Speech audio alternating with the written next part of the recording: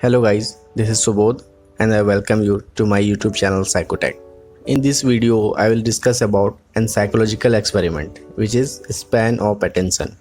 I will cover the introduction part, the description about this test, procedure along with administration and the scoring of this experiment. So let's begin. Let's start with the introduction part.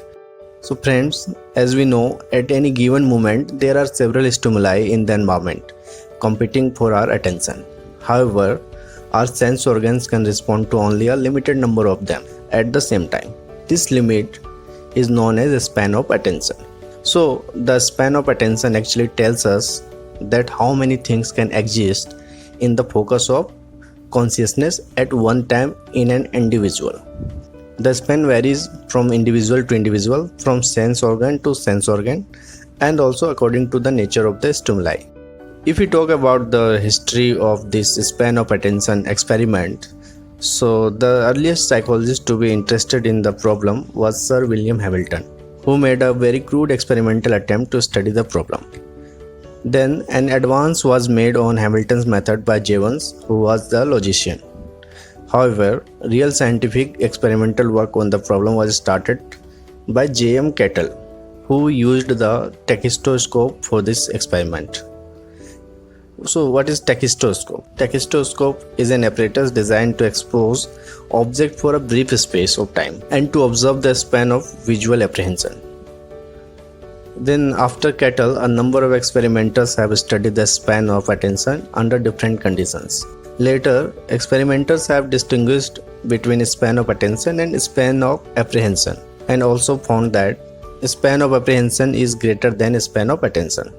So let us talk about some more detail about tachistoscope. Tachistoscope is an apparatus for the brief exposure of visual stimuli that is used in the study of learning, attention and perception. A tachistoscope is a device that displays an image for a specific amount of time. It can be used to increase recognition speed, to show something too fast to be consciously recognized, or to test which element of an image are memorable.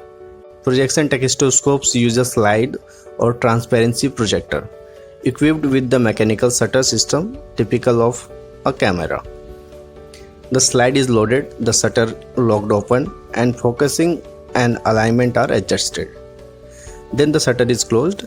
When ready for the test, a shutter speed is selected and shutter is tripped normally. So if we talk about the problem or objective for this psychological experiment is span of attention.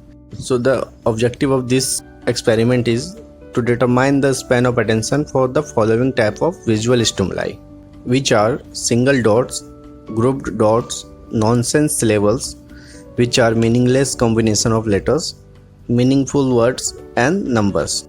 These are 5 types for which we have to determine the span of attention of the subject.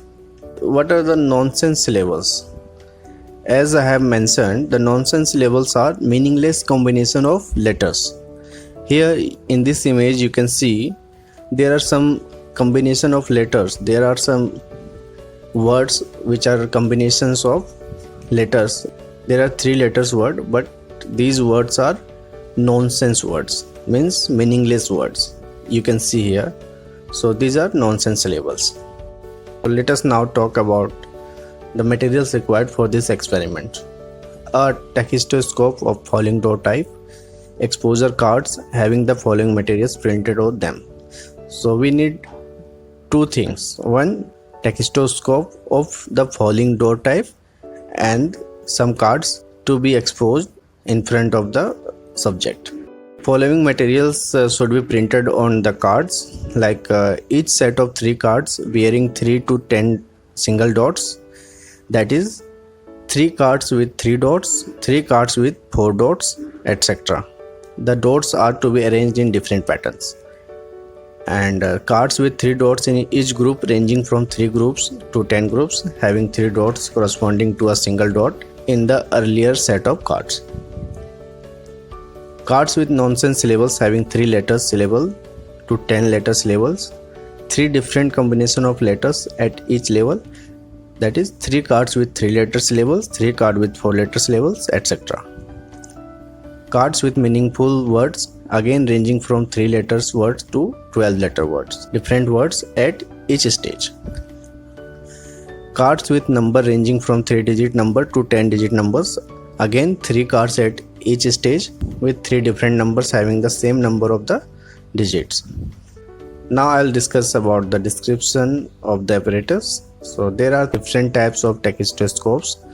One is falling dot type, which is the one which usually has a fixed exposure time.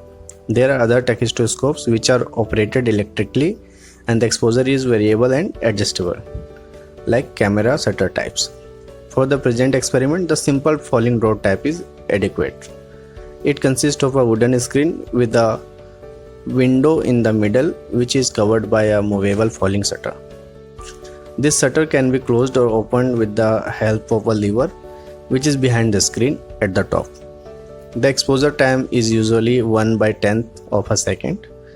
So it is sufficient to enable the subject to take a quick glance at the exposed material and at the same time short enough to prevent him or her from reading or memorizing it. Now I'll discuss about the procedure so that this experiment can be administered on the subject.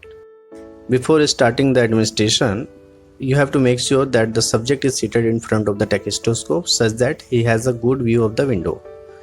The experimenter sits on the other side of the apparatus, keeping the 5 separate sets of cards with him. The sets are shuffled separately and kept ready for the experiment. Then the experiment has to be done separately for each of the 5 sets. For the first set of cards, instruction is to be given to the subject, and in instruction what you have to mention? You have to mention that observe this window carefully. I'll say ready and open this window. You will see a card with number of dots. Try to find out how many dots are there. The card will exposed only for a short time. Then the experimenter shuffles the set of cards with single dots and exposes them one after the other, each time giving the ready signal. After presenting each card, he makes a note of the actual number of dots as well as the subject's response. The complete set is exposed once and then exposed for a second time. Then the subject views each card twice and therefore there are 6 stimuli for each level. That is 6 exposure for 3 dots, 6 exposure for 4 dots, etc. After exposing all the cards, the experimenter finds out how many times the subject has responded correctly for each level out of the possible 6 times. In result, for the first set of cards, you have to tabulate the results as follows. You have to make a table having 2 rows and 4 columns. In first column, you have to write level or number of dots.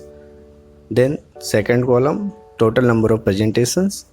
In third column, number of correct responses, and in fourth column, percentage of correct responses. In first column, here level is 3, means 3 number of dots, and total number of presentations for 3 dots is 6, and the number of correct responses is also 6.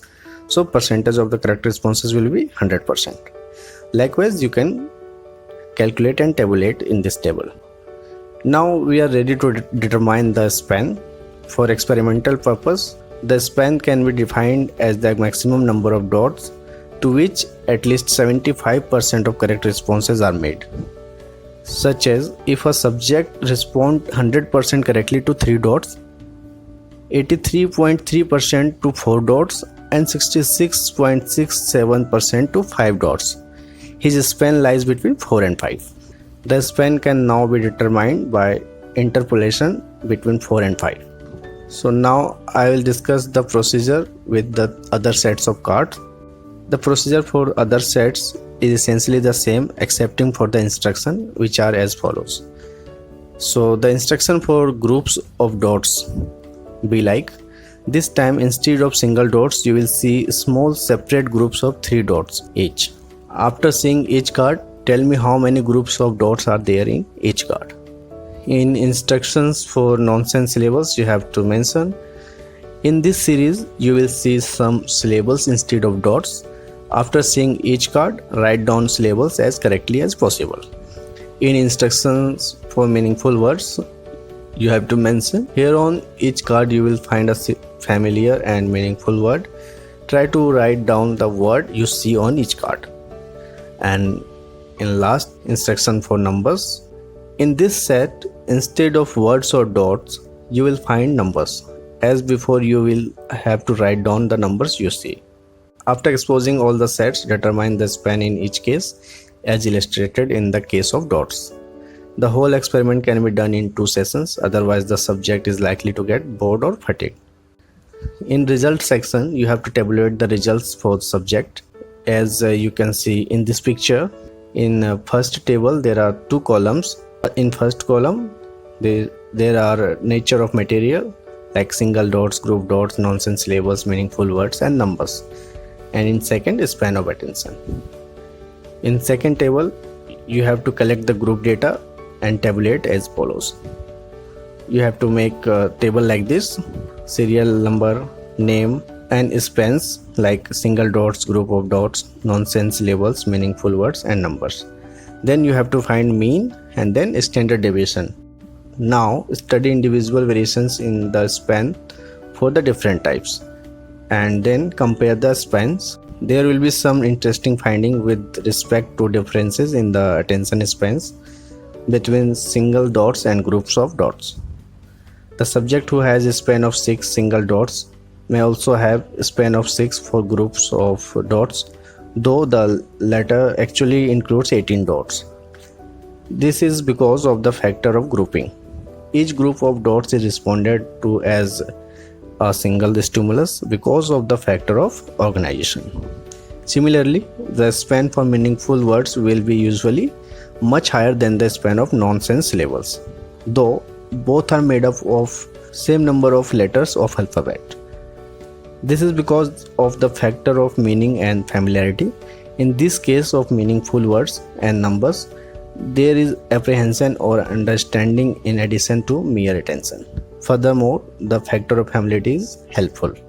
So if you talk about the application of this psychological experiment, this experiment has a number of practical applications. A very common illustration is the registration numbers given to automobiles. Usually automobile number do not exceed 4 digits. This is because the traffic constable would be unable to note down the registration number of automobile violating traffic rules if the number exceeds 4 digits. However, the letters of alphabet before numbers are perceived because they are grouped separately. So this was all about this psychological experiment, span of attention. If you have any doubt or any question, you can write in the comment section. And for more experiments and practicals in psychology, you can subscribe to this channel and press the bell icon so that you can receive all the notifications on time. Thank you.